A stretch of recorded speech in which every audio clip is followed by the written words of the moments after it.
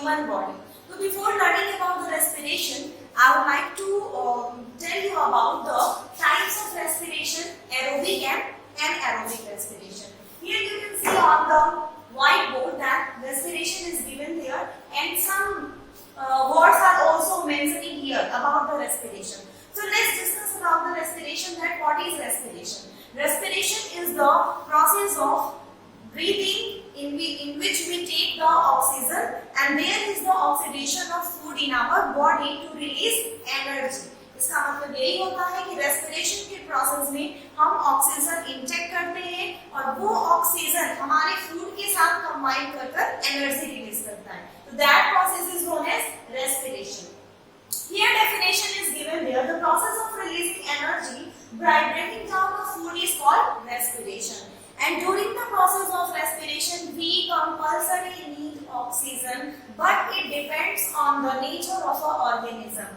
ठीक है. और यहाँ पे ये भी चीज दिया है कि respiration is essential for life because it produces energy for carrying out all the processes which are necessary to keep the organisms alive.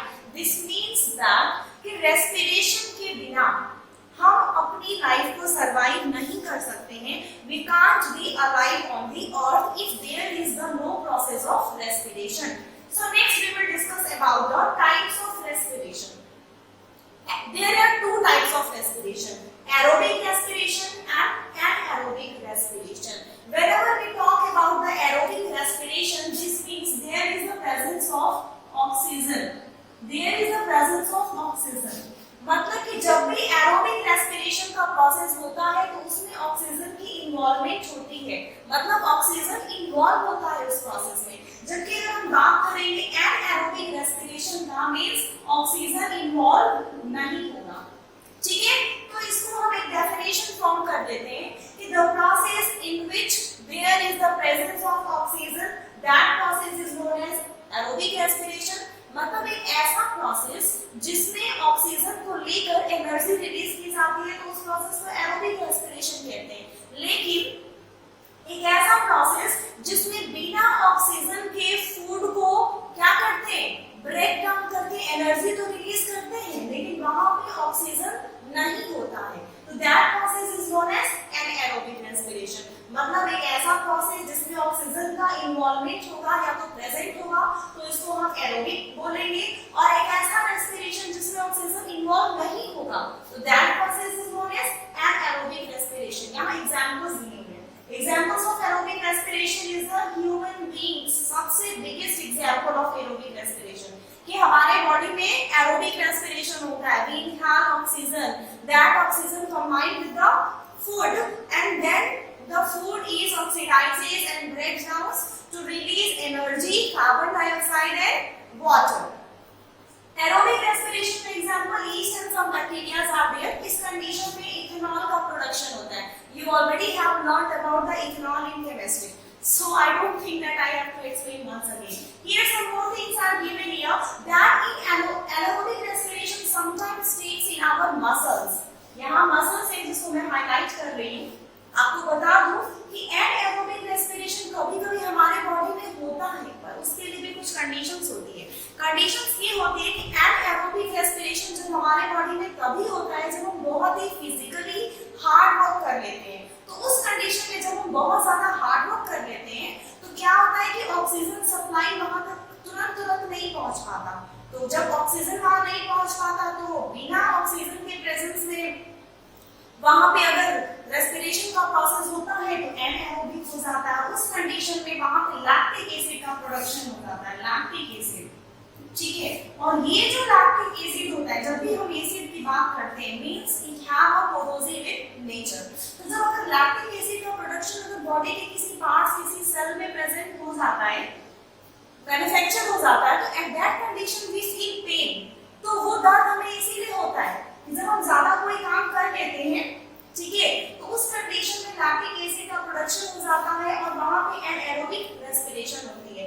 तो that's all students for aerobic respiration and anaerobic respiration. We will move to the next topic now, that what respiratory system in human beings. अब respiratory system in human beings में हम बात करने वाले हैं. यहाँ पे कुछ ऑर्गन्स अभी आप देखोगे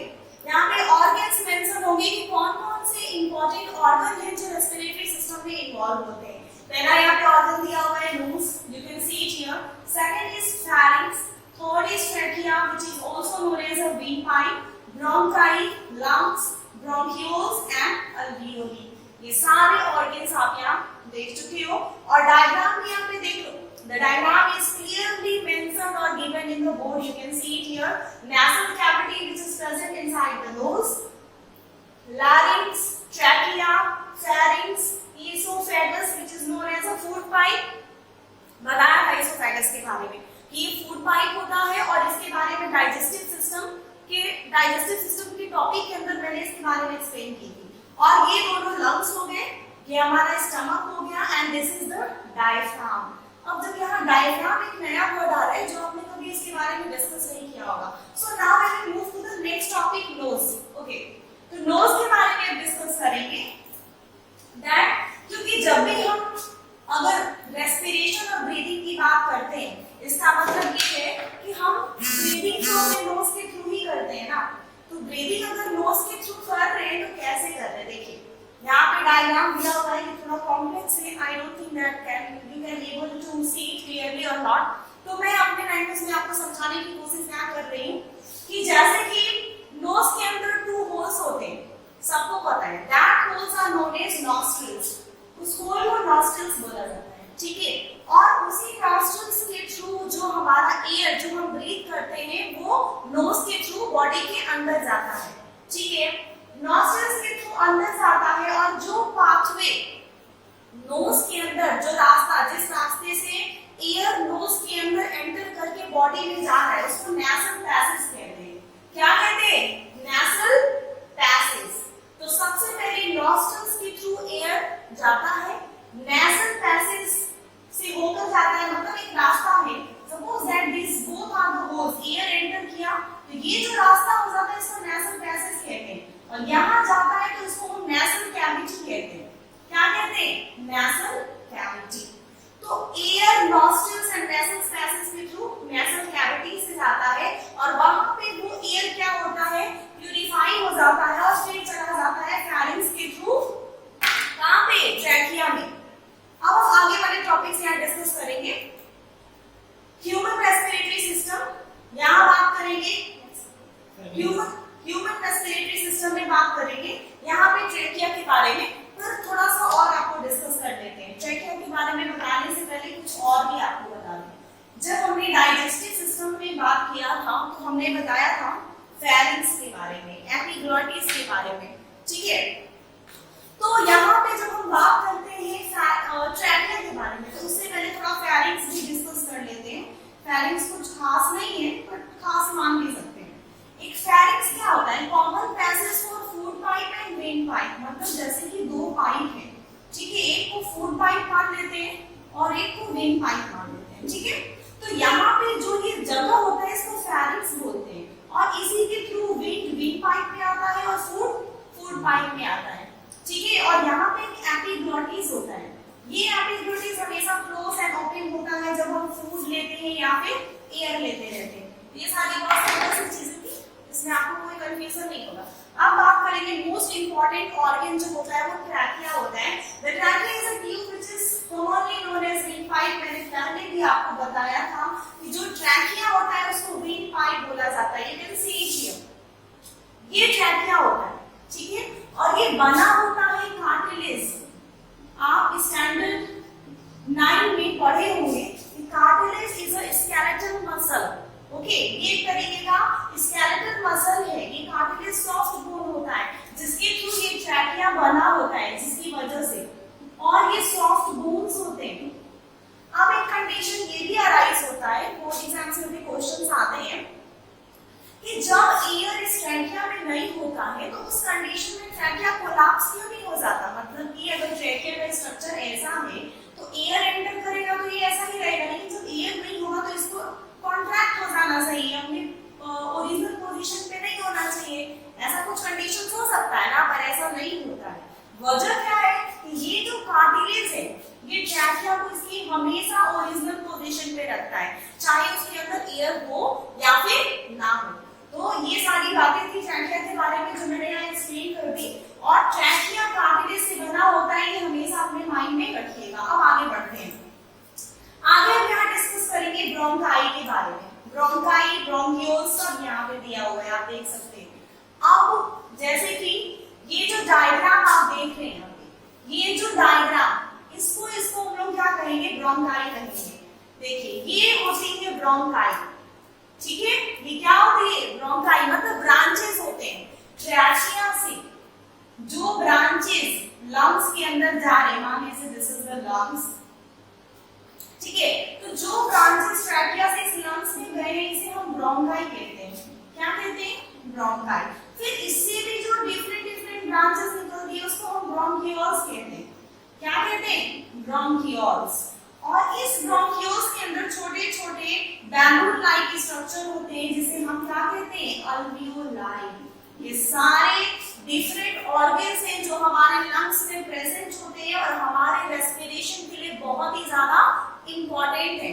so please students don't be confuse, एकदम कंफ्यूज नहीं होना है, मैं एकदम टर्म बाय टर्म यहाँ पे सारी चीजें क्लियर कर रही हूँ, तो आपको कंफ्यूज होने की बिल्कुल भी जरूरत नहीं है, ठीक है।